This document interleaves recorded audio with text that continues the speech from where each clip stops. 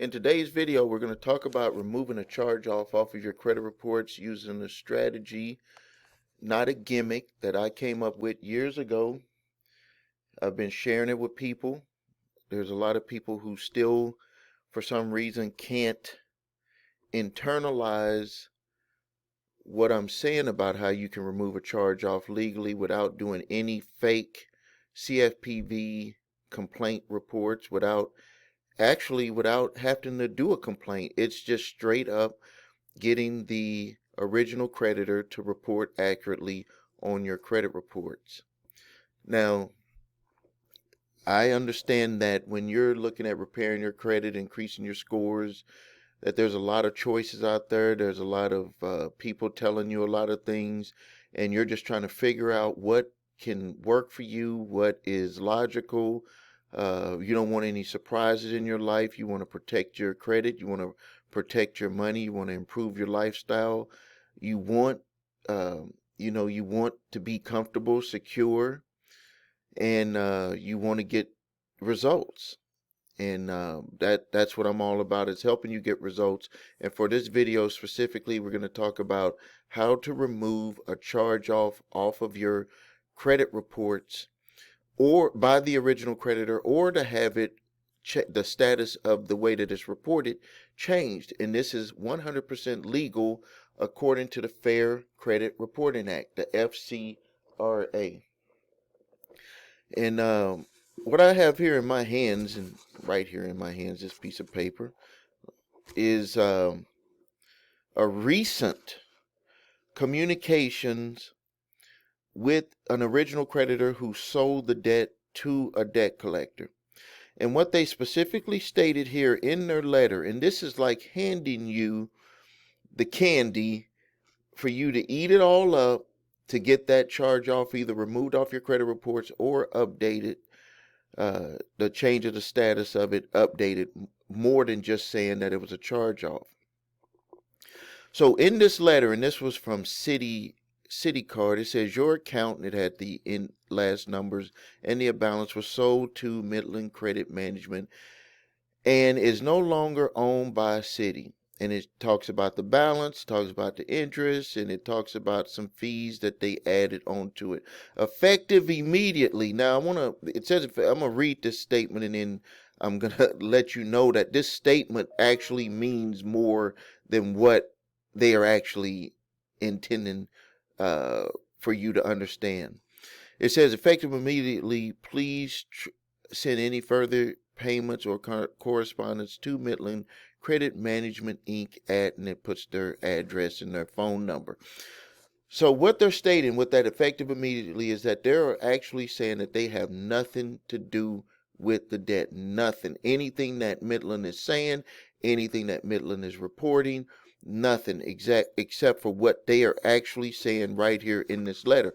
But here's the problem with it, is that by them sending this letter back, this letter could actually be used as proof that they have violated the accuracy requirements according to the Fair Credit Reporting Act. Now, accuracy requirements. This is the duty to provide accurate information by furnishers. Furnishers, creditors, or data furnishers is anyone who is putting information about you, about what you have done with an account on your credit reports. And now, credit and data furnishers must ensure that information they provide to credit reporting agencies is accurate and up to date. This applies to all accounts, including those sold or transferred. So now, what do we mostly see original creditors place for an account that was charged off on your credit reports? They're going to normally put on there charged off. In the past, I had saw where they had put that it was sold. And when I had started to really pay attention to the statement that is made in the Fair Credit Reporting Act, and what I was actually seeing on individuals' credit reports, I started to think to myself, here's the problem. And this is like the bait and switch. is that everybody wants you to think about the top of line thing, which is the amount of money that was charged off, that it was sold to a debt collector, like all of the things that are obvious. But what they don't want you to do is to dig into the details about fair credit reporting, accurate credit reporting. And so what I did is I just said, okay, I'm going to run a little test.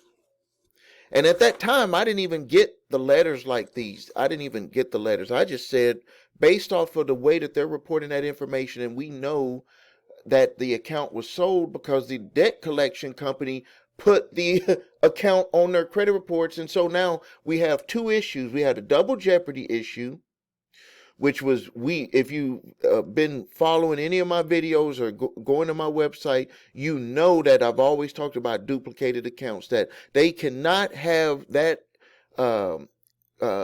Midland credit account on there and punishing you for that, and then on the other end they're punishing you for the charge off with the balance on both of them. We would actually see that happening on a lot of people's credit reports, and maybe it's happening to you right now. And so when I started to see that combination, I was like, let me just look at this.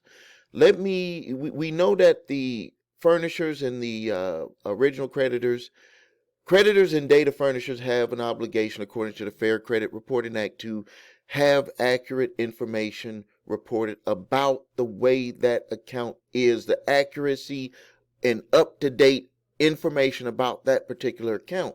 So if they sold the account, like I got right here with this letter for a client that we're about to use this same strategy for to get it removed off their credit reports, is if they are not accurately reporting and they're only stating that that the account was charged off, and then they send a letter stating that the account was actually sold.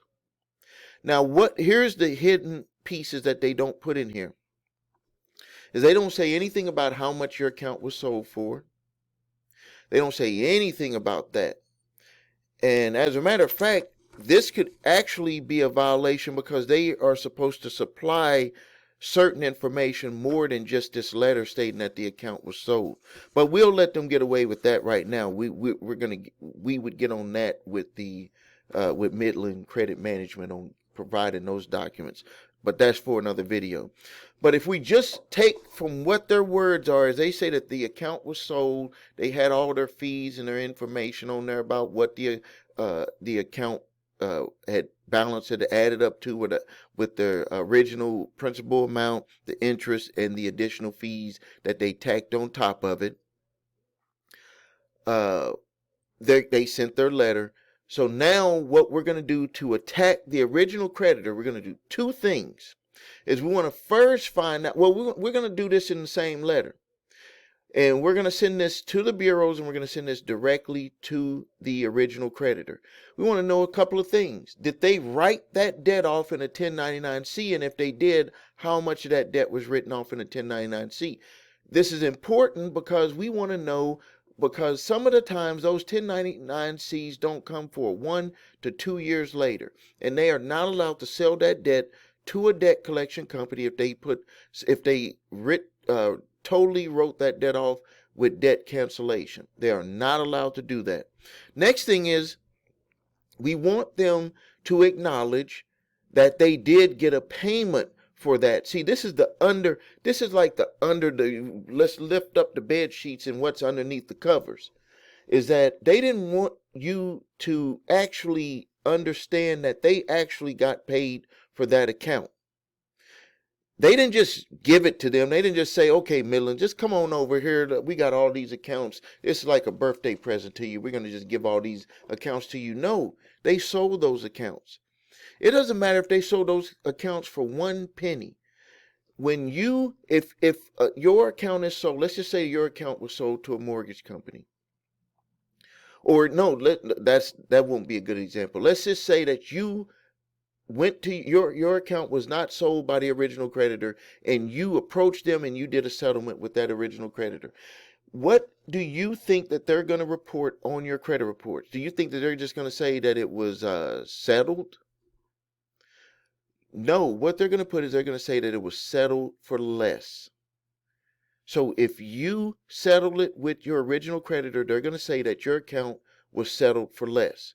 So if your account was settled for less and they're required to report it that way because of the accuracy requirements according to the Fair Credit Reporting Act, wouldn't you think if they sold your account to another company that they would actually have to put on there that that account was settled for less? That they got a payment for that account. It does not, when you settle your account for less, they don't say Stephen A. Williams settled that account for less. It's just implied. Same thing could be implied if they sold the account and they took less money for that account. If they were to sell your account to another company, let's just say they sold it in full, there was no balance, they Midland paid exactly what you owed, they would just put sold on there. They wouldn't even put the amount that it was sold for because that's implied.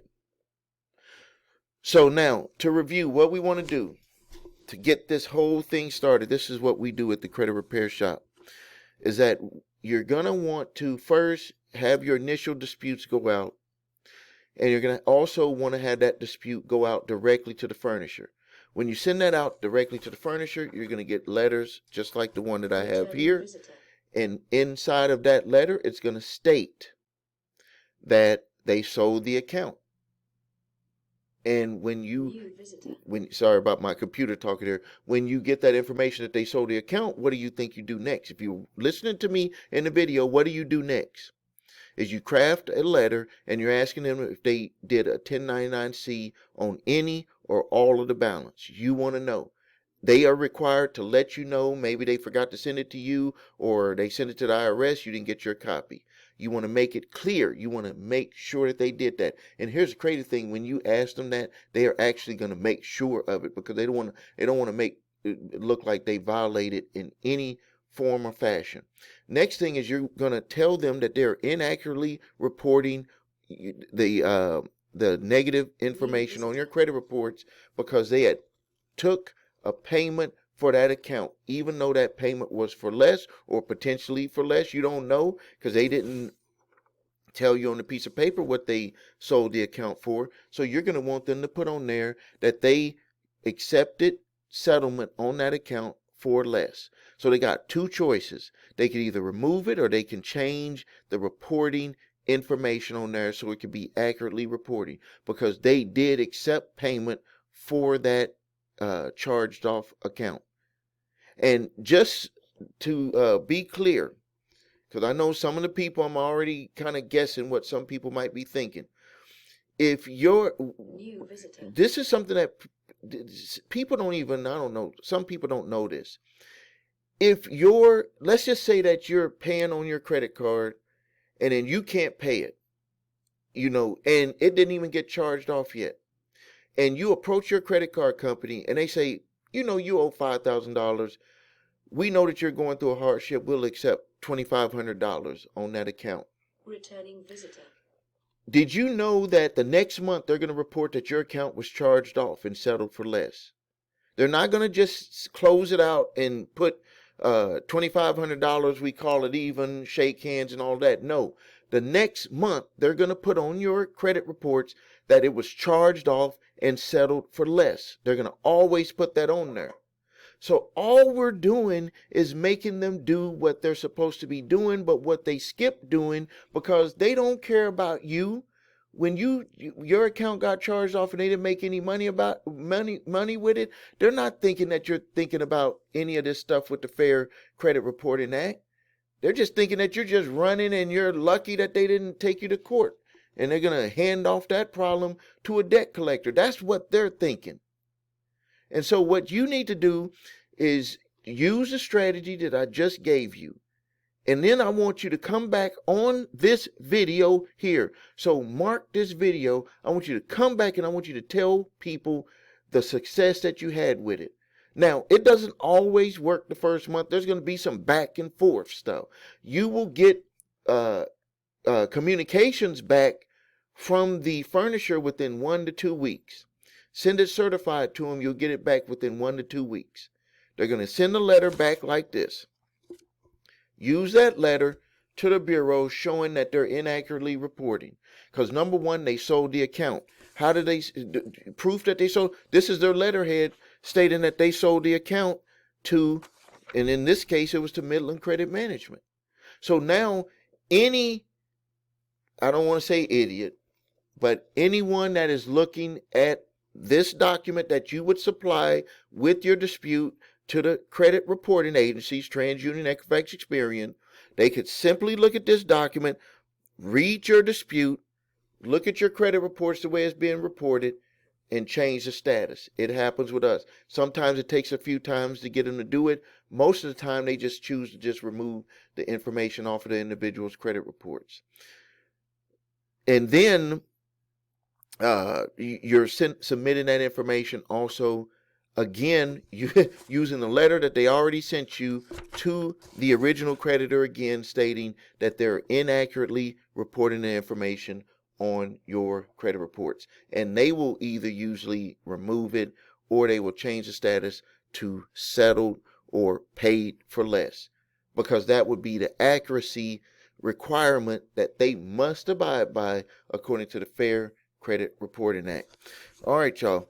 If you need help with your credit, please visit thecreditrepairshop.com. Watch video What Makes Us Different so you can see my 8-point validation process and 2-phase settlement process.